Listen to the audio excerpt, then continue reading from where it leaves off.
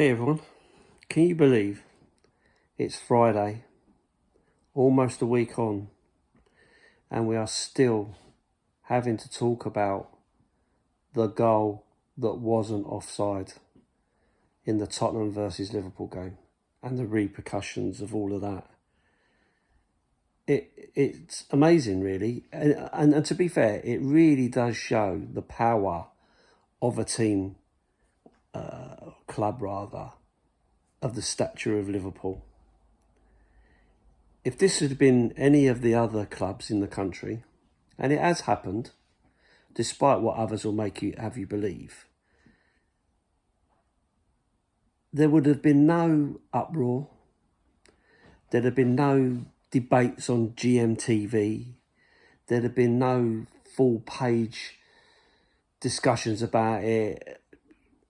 You know, referees associations apologising, releasing details, suspending people, telling them they're never going to cover Liverpool games again and all the rest of it. It wouldn't have happened.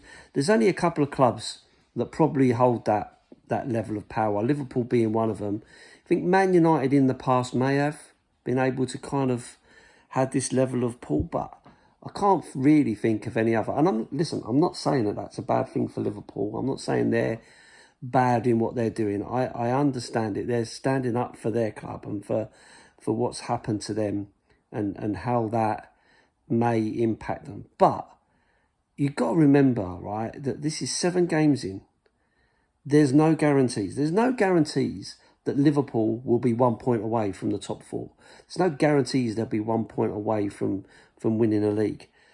I personally think Liverpool are a top side. I think they looked really good with 11 men. They looked good with 9 men, to be fair.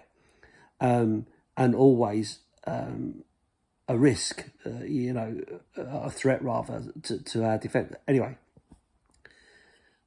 but they can't guarantee that yet. And even if they'd have had that goal given, there's no guarantees that they would have ended up a draw. You just don't know how it would have panned out, because it could have changed everything in terms of how we played, opportunities, how they played. There's no guarantee around all that. So I get it. It's a monumental up. Absolutely. Could they have stopped the game?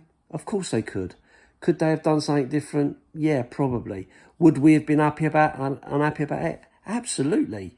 You know, once you've restarted the game's restarted, your time's gone. And that's the process that they work to.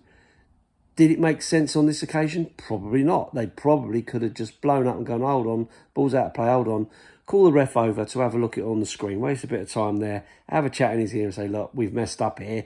We thought you'd said it was onside, and we checked it to check that it was onside, and we said, yeah, check complete, all good with the on-field decision, because we didn't realise that you'd said offside. We thought you said onside, and then resolved it that way. They could have come out and explained it and all the rest of it, and we'd have probably had a bit of a furore about, well, hold on a minute, you restarted the game and all the rest of it. But I guarantee it wouldn't have gone on for 6 days. I guarantee we wouldn't have got an apology, and I guarantee we wouldn't have been talking about a replay of the game. So I don't want to churn out the same old that everyone else is saying, like, get over it, move on. But essentially, you've got to. There is no other option here. You know, the game's been played, the result is the result, and so on. The key thing out of all of this is that any decision that is controversial for the rest of this season against Liverpool, I guarantee you, will not be given. They will not want to upset Liverpool any more than they've already upset them. I don't particularly think that's fair. I think, it's got to be, you've got to do the best thing that you can do. I also guarantee you that we will be on the end of a big call, for sure, that will not go our way, because they will be looking to see how our fans react and all the rest of it, and we'll get called out for it if we make the biggest fuss like the Liverpool fans have. But the reality is, it happens all the time. It happens all the time. And it's what makes football football. It gives us something to talk about. If it wasn't for this decision, I wouldn't be talking to you now. If it wasn't for that decision, we wouldn't have had all the headlines, all the podcasts, all the clickbait and all the rest of it. We just wouldn't have had it because, you know, you need mistakes, you need errors, you need those kind of things to happen for it to keep it exciting, to keep it interesting. It's just one of those things, and it's always going to happen. Me personally, not a massive fan of VAR, not because I don't like technology or whatever, because I think ultimately, if it was technology itself, it would be fine.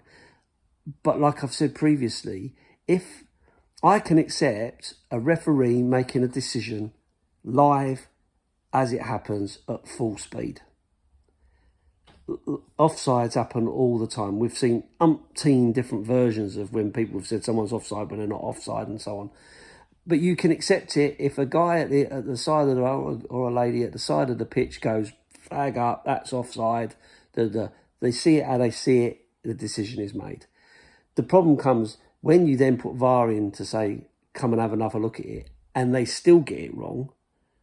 I find that harder to accept. So for me personally, I'd say get rid of the whole thing and just move on. So anyway, 6 days, nearly 7. We'll see what happens. Up the Spurs.